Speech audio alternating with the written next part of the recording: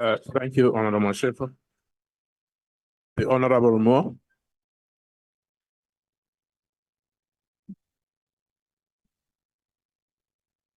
Thank you, Chairperson.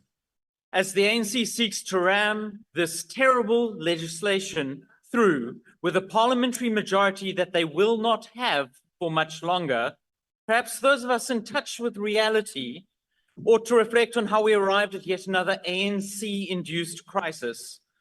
I come from the beautiful and dynamic province of Gauteng, traditionally known as South Africa's economic heartland. Yet over the past weeks and months, our place of gold has been the site of chaos and ineptitude, as taps have gone dry inside of homes, schools, police stations, and hospitals. A state that cannot even provide the most basic of services to its people is the very definition of a failing state. And I say humbly to South Africans that unless we change our vote, our taps will go dry for longer. I am a more privileged Gauteng resident, as when the taps go dry, I can afford to purchase water. But imagine the realities of many that cannot. Imagine the story of the 85-year-old woman from Coronationville who is ill with cancer, yet on top of this is deprived of her basic right to sanitation. Imagine the story of the 78-year-old woman from Kagiso whose body is too old to carry the 20-liter buckets that they get delivered from water tankers, so she is forced to pay others with her limited pension. Imagine those sitting at our already failing public health hospitals who are turned away because there's simply no water to help them. From load shedding, now we have water shedding. And there is one commonality, the ANC. Gauteng and South Africa are in crisis, and we need political change, which this bill will not provide. Instead, we are presented with legislation that seeks to repeat exactly how we arrived here. Among the many provisions, the bill seeks to further centralize power to the minister. It aims to create the Eskom of water, and the Eskom of water will lead to national water shedding. I say that again, the Eskom of water will lead to national water shedding. Has the ANC not learned anything from its former minister, Nomvula Mokonyane, who spent billions on her war on leaks? Yet our country still loses almost 47% of its water to leaks. But in the ANC's world, there is no water crisis. Their puppet mayor in Johannesburg was quoted saying, "There is no water crisis." The same mayor who said that the water is flowing through the pipes when a valve was closed. Residents of Gauteng are angry, and we are desperate for change. On the 29th, we can turn this ship around. The DA will stop this disastrous legislation in its tracks, and it will not become law. The DA will build new infrastructure. We will maintain our country's current infrastructure. We will ensure that local governments spend their money wisely and that no water is wasted. We will ensure that government infrastructure grants are spent wisely, and we will regularly test all of the nation's water to ensure that it's safe for consumption. Honorable member. We can deliver this change. We do not have to live in societies where our homes, schools, and hospitals are dry. We can have a government that cares for our human rights and does not deprive us of water. It is time for the DA to rescue South Africa. I thank you. Thank you, Honorable Member. The Honorable Masala.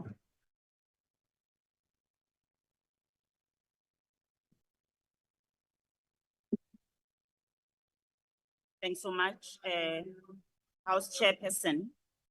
We are here to debate the bill that seeks to establish a state-owned entity that will be responsible for water management in this country.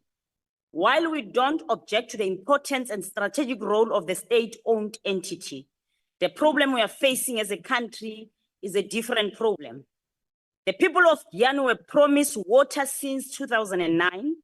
Despite living near Nandoni Dam, which is just 50 kilometers away, with 160 million cubic meters, the people of Giyani still do not have water today.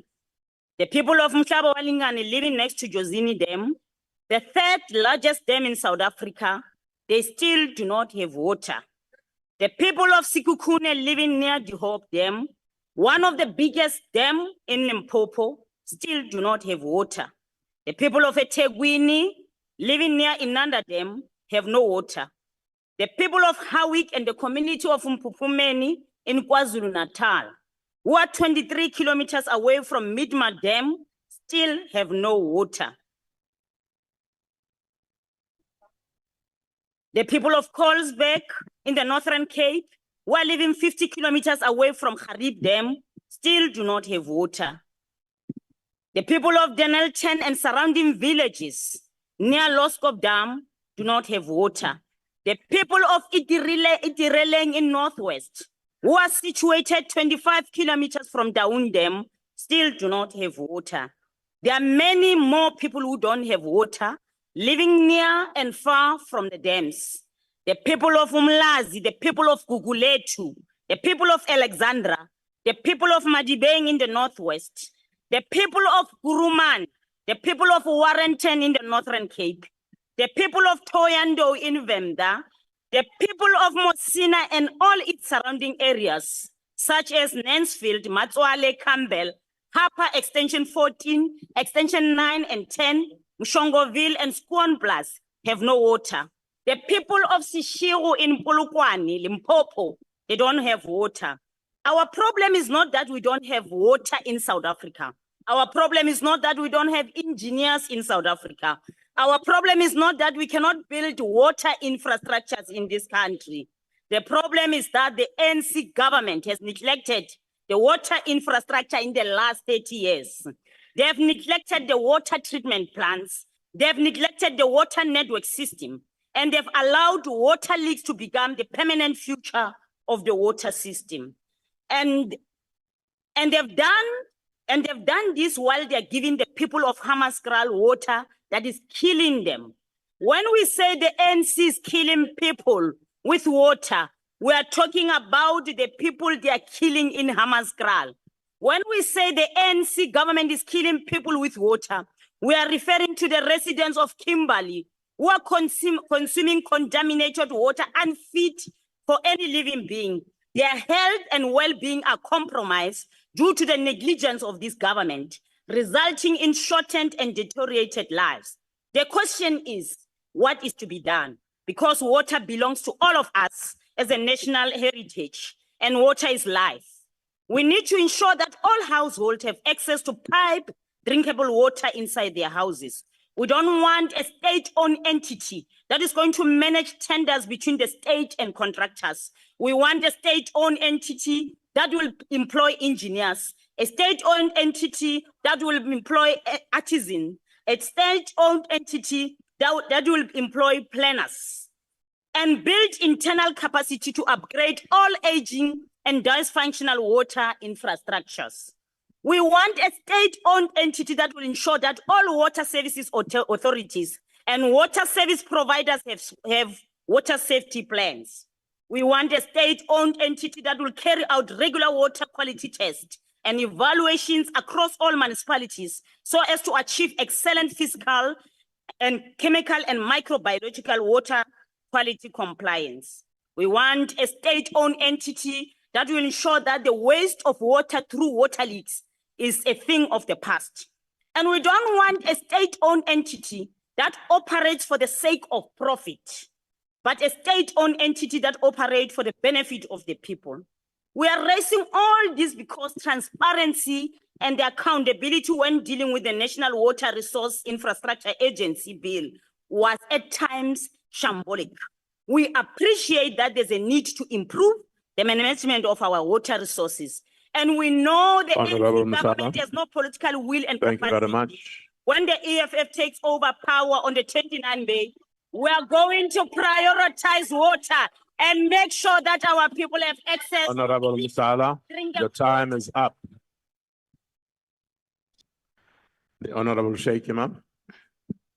Thank you, House Chairperson. a report by the South African Human Rights Commission, a damning report on the state of quality water in KwaZulu-Natal. And Minister, whilst we acknowledge and welcome the South African National Water Resources Infrastructure Bill, we need to be mindful of one very important factor: the exploitation through the use of water tankers.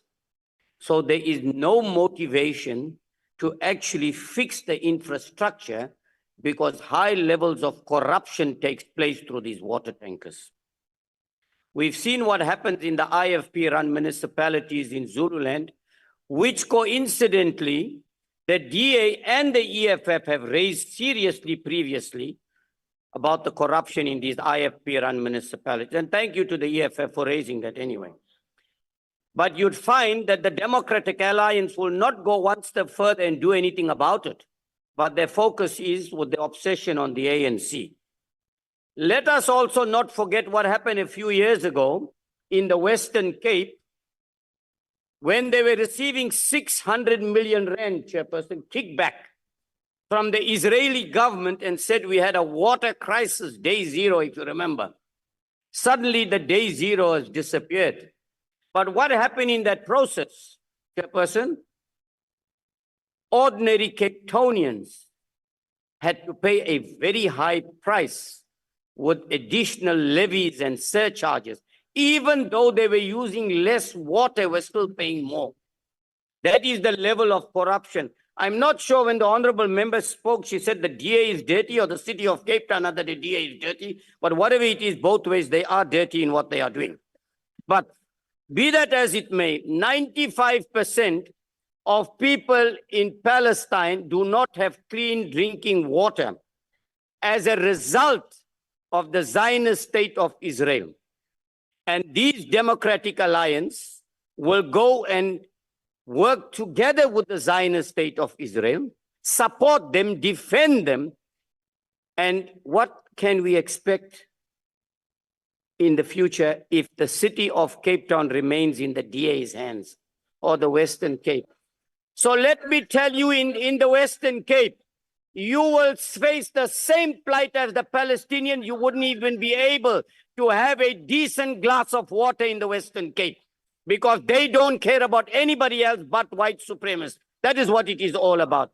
That is why you would find that the Cape Flats, Nyangas, Langas, and Crossroads, people have no services when it comes to water and others. So I'm not surprised. But go to the Bishop Courts and the other areas. Thank That you is where very they much, come from. That's Honorable where they Imam. deserve and support. So I'm calling on you not to support the DA. Thank you very much, Honorable Imam. Your time is up. Thank you.